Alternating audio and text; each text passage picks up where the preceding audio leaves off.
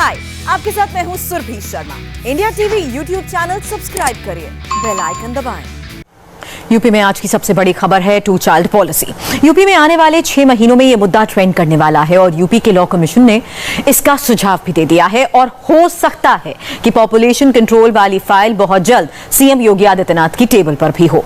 इसलिए अब यूपी में 2 चाइल्ड पॉलिसी पर एक नया पॉलिटिकल गेम भी शुरू हो गया है। क्या है यूपी की पॉलिटिक्स का ये सबसे नया मुद्दा, खास रिपोर्ट से समझिए। यूपी में राजनीतिक टकराव का नया टॉपिक है 2 चिल्ड्रन पॉलिसी। चुनाव से पहले यूपी में एक ऐसा ट्रेंडिंग मुद्दा है जिसमें ध्रुवीकरण की पॉलिटिक्स है, तुष्टीकरण का गेम है और डेवलपमेंट का क्लेम है। यूपी में बच्चे 2 ही अच्छे, ये यूपी के लॉ कमीशन का कहना है, लेकिन ये फॉर्मूला यूपी के विपक्ष को बिल्कुल भी अच्छा नहीं लग रहा। उत्तर प्रदेश के इस नए विवाद की शुरुआत यूपी के लॉ कमीशन यानी उत्तर प्रदेश विधि आयोग के नए सुझाव से हुई है। यूपी के लॉ कमीशन ने सुझाव दिया है कि यूपी में जनसंख्या की स्थिति विस्फोटक बनी हुई है। यहाँ बढ़ती जनसंख्या की वजह से स्वास्थ्य सेवाओं, खाद्यान्न और रोजगार में बड़ा संकट पैदा हो रहा है, इसलिए जनसंख्या पर नियंत्रण जरूरी है। यूपी लॉ कमीशन के अध्यक्ष जस्टिस आदित्यनाथ मित्तल ने भी बिल्कुल साफ कहा कि यूपी में जनसंख्या नियंत्रण अब बहुत जरूरी हो गया है। अपना परिवार नियंत्रित करना होगा और अगर वो परिवार नियंत्रित करता है तो जितनी भी राज्य सरकार की कल्याणकारी योजनाएं हैं उनमें उसको प्राथमिकता दी जाएगी। और मैं आपको बता देना चाहता हूं कि कुछ स्कीम्स अभी भी हैं राज्य सरकार की।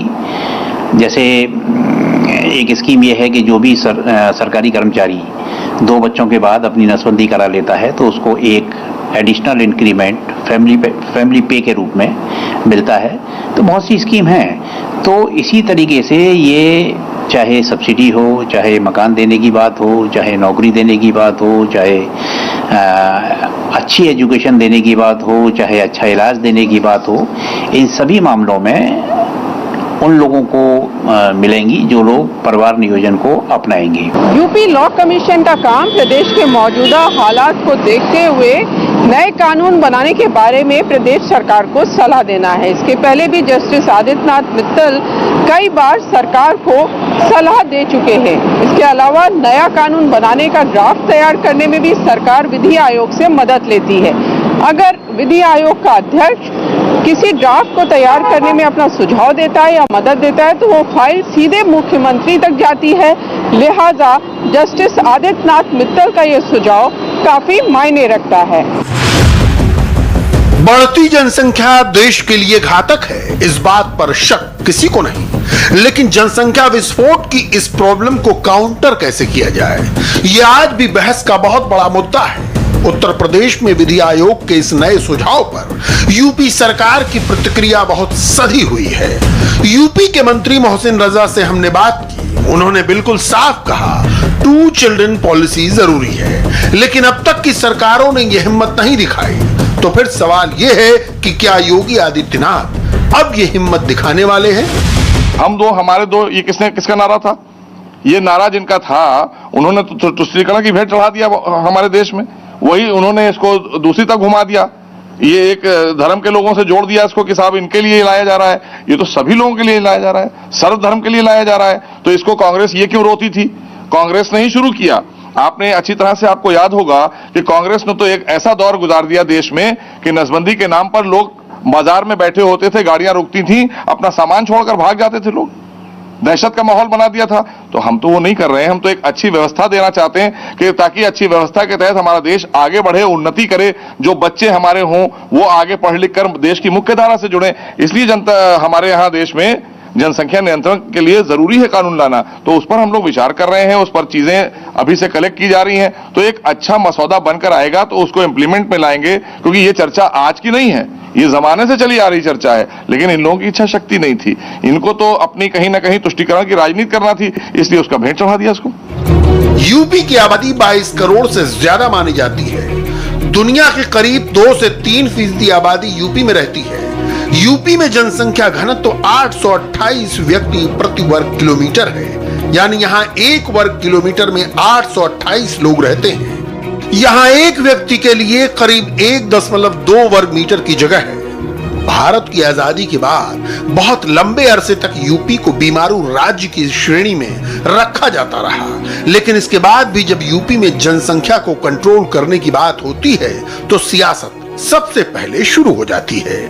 उत्तर प्रदेश में 4.5 साल से भारतीय जनता पार्टी की सरकार चल रही है और भारतीय जनता पार्टी की सरकार में यहाँ पूरी तरह से महिलाओं पे अत्याचार बढ़ा, कोरोना में लोगों की मौतें हुई, महंगाई बढ़ी, बेरोजगारी बढ़ी और यहाँ भ्रष्टाचार बढ़ा और जिस तरह से यहाँ पे क्राइम देखने को मिला। इन मुद्दों से ध्यान भटकाने के लिए भारतीय जनता पार्टी नए नए मुद्दे लाना चाहती। करना कुछ नहीं है, कोई मुद्दे को उसको समाधान नहीं करना है, बस नए मुद्दा क्रिएट करना है जिससे लोगों का ध्यान भटक जाए। इससे ज्यादा भारतीय जनता पार्टी को कुछ नहीं करना है। लंबे वक्त तक जब कांग्रेस का राज रहा तब भी हम दो हमारे दो का प्रचार पूरे देश में होता रहा, लेकिन आज जब यूपी में 2 चिल्ड्रन पॉलिसी की चर्चा है तो योगी सरकार का विरोध हो रहा है। लेकिन योगी के मंत्री इस पॉलिसी को लेकर न सिर्फ गंभीर नजर आ रहे हैं बल्कि विपक्ष पर हमलावर भी हैं। कहा जाता है, समझा जाता है कि इसका विरोध होगा, खासतौर से जो मुस्लिम लोग हैं वो विरोध करेंगे। क्यों करेंगे विरोध? जो बच्चे पंक्चर बना रहे हैं, जो बच्चे आज इधर उधर रोज फेरी लगा रहे हैं, उनको क्या भारतीय जनता पार्टी ने या हमारी सरकार ने पहुंचाया या इन नीतियों ने पहुंचाया है? ये उनके ही वो लोग हैं जो विरोध करने खड़े होते हैं, जिन्होंने तुष्टीकरण की भेंट चढ़ाया है। उन्होंने ही एक समाज के, मुस्लिम समाज के बच्चों को बैठाला है जमीन पर और वही आज जो है फेरी लगा रहे हैं, वही रद्दी खरीद रहे हैं, वही कबाड़ खरीद रहे हैं, वही पंक्चर बना रहे हैं, वही परचून की दुकान पर बैठे हैं। उनके हाथ में कलम क्यों नहीं आई? क्योंकि इन्होंने मदरसे में भी कभी मॉडर्नाइजेशन नहीं किया था। इनकी सोच ये थी कि इनको मुसलमान बनाकर रखेंगे, हम इनको मुख्य धारा से जोड़ेंगे ही नहीं, ये हमेशा हमारे अनुदान पर खड़े रहेंगे। 2 चाइल्ड पॉलिसी को लेकर सोशल मीडिया पर जोरों की बहस छिड़ती रही है। जनसंख्या नियंत्रण को लेकर पूरे देश में तरह तरह के आंदोलन भी हुए हैं। पॉपुलेशन कंट्रोल बिल को लेकर तरह तरह के कयास भी लगाए गए हैं, लेकिन अब कई राज्यों ने अपने स्तर पर इस तरह के कानून की शुरुआत कर दी है। और अब असम के मुख्यमंत्री हिमंत बिस्वा शर्मा का नाम इसमें प्रमुखता से लिया जा रहा है, क्योंकि हिमंत बिस्वा शर्मा ने इस दिशा में काम शुरू कर दिया है। असम के मुख्यमंत्री का बयान है कि अगर 2 से ज्यादा बच्चे तो सरकारी योजना का लाभ नहीं मिलेगा। इस पॉलिसी को चरणबद्ध तरीके से लागू किया जाएगा। हिमंत बिस्वा शर्मा ने कहा है कि कर्ज माफी में भी पॉलिसी का ध्यान रखा जाएगा, लेकिन चाय बागान श्रमिकों पर 2 चिल्ड्रन पॉलिसी लागू नहीं की जाएगी। इसके अलावा SC ST को मिलने वाली योजनाओं को भी इस पॉलिसी के दायरे से बाहर रखा जाएगा। लेकिन असम में भी हिमंत बिस्वा शर्मा को कांग्रेस पार्टी और AIUDF के विरोध का सामना करना पड़ रहा है। ऐसे में सवाल यह है कि क्या असम में भी 2 चिल्ड्रन पॉलिसी को लागू करने में सबसे बड़ी रुकावट तुष्टीकरण की राजनीति है? हालांकि यूपी लॉ कमीशन ने इस मामले में एकदम साफ कर दिया है कि वो किसी धर्म के खिलाफ नहीं है, बल्कि उनका जोर सिस्टम को दुरुस्त करने पर है। आपको ध्यान हो, वर्ष 1975 में संजय गांधी जी ने जबरन परिवार नियोजन की योजना प्रारंभ की थी और उसके बहुत घातक परिणाम हुए। तो हम उत्तर प्रदेश में ऐसा कोई मैसेज नहीं देना चाहते कि हम किसी भी धर्म के विपरीत हैं या हम किसी की मानवीय स्वतंत्रताओं के विपरीत हैं। केवल हमारा ध्यान इस प्रकार है कि जो भी सरकारी संसाधन है, जो भी सरकारी सुविधा है, वो उन लोगों को प्राप्त हो जो जनसंख्या नियंत्रित करने में सहयोगी हैं। देश के कई राज्य पहले भी 2 चाइल्ड पॉलिसी को लागू करने के लिए चरणबद्ध तरीके से काम करते रहे हैं। खासतौर से पंचायती राज एक्ट में ये प्रावधान किया गया है कि जिसके 2 से ज्यादा बच्चे होंगे वो पंचायत चुनाव नहीं लड़ सकता। जैसे आंध्र प्रदेश, बिहार, गुजरात, महाराष्ट्र, ओडिशा, राजस्थान और उत्तराखंड में यह कानून लागू है। कई राज्यों में सरकारी नौकरी में भी ये शर्त लगाई जाती है कि अगर 2 से ज्यादा बच्चे होंगे तो सरकारी नौकरी नहीं मिलेगी। मध्य प्रदेश और राजस्थान में भी कुछ इसी तरह का कानून है, लेकिन राज्यों में सत्ता बदलने के साथ साथ कानून भी बदल जाते हैं। बड़ा सवाल ये है कि जिस लक्ष्य के साथ 2 चाइल्ड पॉलिसी बनाई गई है वो लक्ष्य हासिल हो पा रहा है कि नहीं। ईरान, वियतनाम, सिंगापुर और ब्रिटिश शासित हांगकांग, यहां 2 चिल्ड्रन पॉलिसी का प्रयोग हो चुका है। ईरान एक इस्लामिक राष्ट्र है और यहां भी इस पॉलिसी का प्रयोग हो चुका है।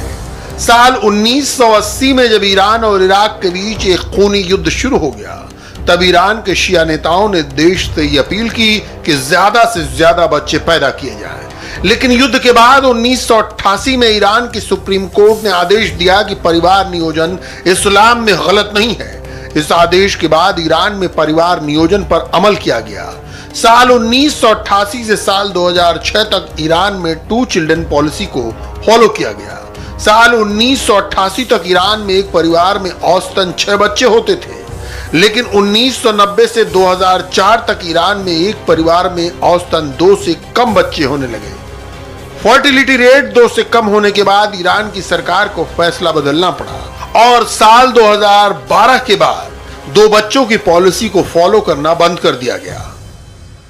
2 चाइल्ड पॉलिसी के साथ सबसे बड़ी मुश्किल यह है कि जब लोग अपने ऊपर ज्यादा और बच्चों पर कम पैसा खर्च करना शुरू कर देते हैं, तो फिर वो लोग बच्चा पैदा करने से ही कतराने लगते हैं।